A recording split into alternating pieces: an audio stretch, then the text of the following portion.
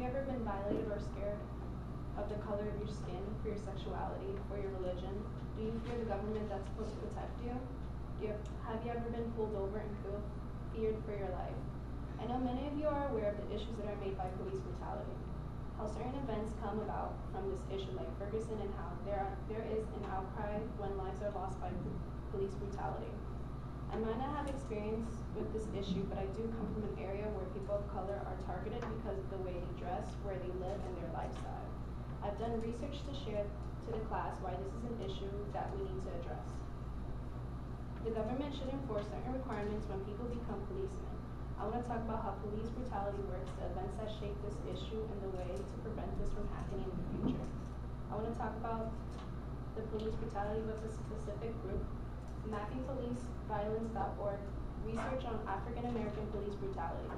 They reported that police killed 346 Black people in 2015. I would like to talk about the statistics of police brutality. Police killings of Black people are usually not done because of crime.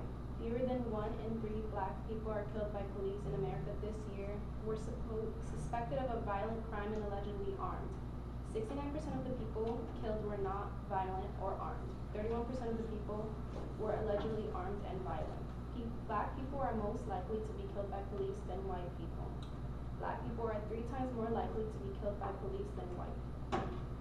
30% of Black victims were unarmed in 2015 compared to 19% of white victims, which means 1 out of 3 of the Black men who were killed were armed. Majority of the crimes are not accountable. 97% of the cases in 2015 did not result in any officers involved with charges with the crime.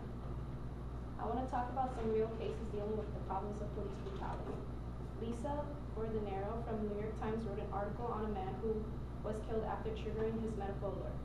Kenneth Chamberlain Sr. had accidentally triggered his medical alert pendant early one morning in 2011. When the medical alert agency did not get a response from Mr. Chamberlain, it dispatched the police to check on him. 90 minutes later, after he had been taunted with racial slurs, according to an audio tape, and subdued with both a taser weapon and beanbag rounds, Mr. Chamberlain, 68, was shot, killed by a bullet from an officer's .40 caliber pistol. Mr. Chamberlain had been heard on an audio tape made available by the medical alert agency recorded the encounter, telling the officers that he was alright, asking them to leave. The agency also tried to cancel its request for a police call, but the officers insisted on checking on Mr. Chamberlain in person.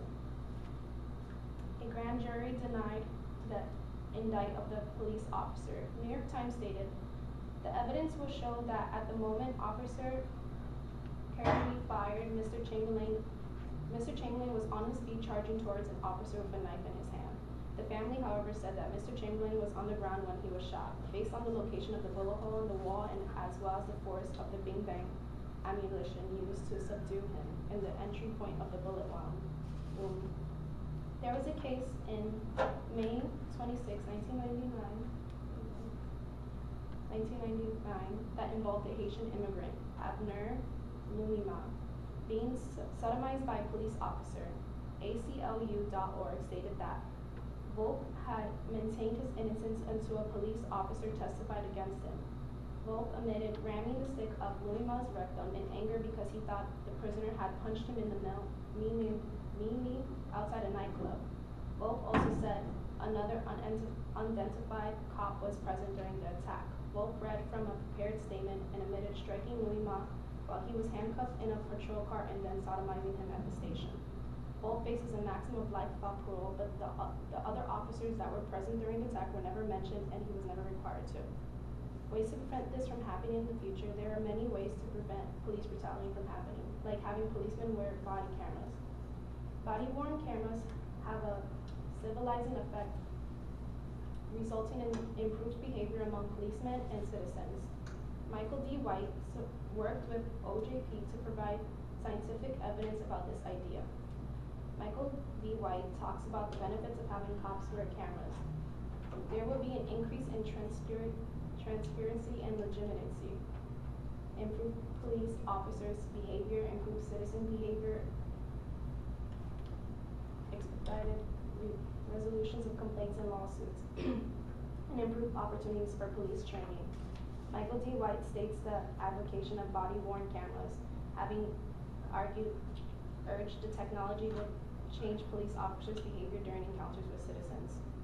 In the NYPD ruling, the judge noticed if in fact the police do on occasion use offensive language, including racial slurs, or act with more force than necessary, the use of body-worn cameras will be inevitably reduce such behavior. Shifts without cameras experience twice as many incidents of use of force as shifts with cameras. Second, a review of all use of force incidents determined that officers without cameras are more likely to use force without having been physically threatened. This occurs in 5 of the 17 use of force incidents involving officers without cameras. With all this said, I think police brutality should be dealt with in a more effective way than the government has been. I explained and proved facts on why I think police brutality is something that the government should try their best to prevent. There should be a way to control the policemen that will abuse their power. The government should enforce certain requirements when people become policemen.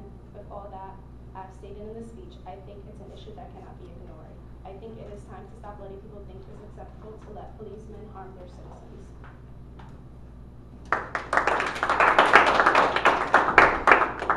Thank you.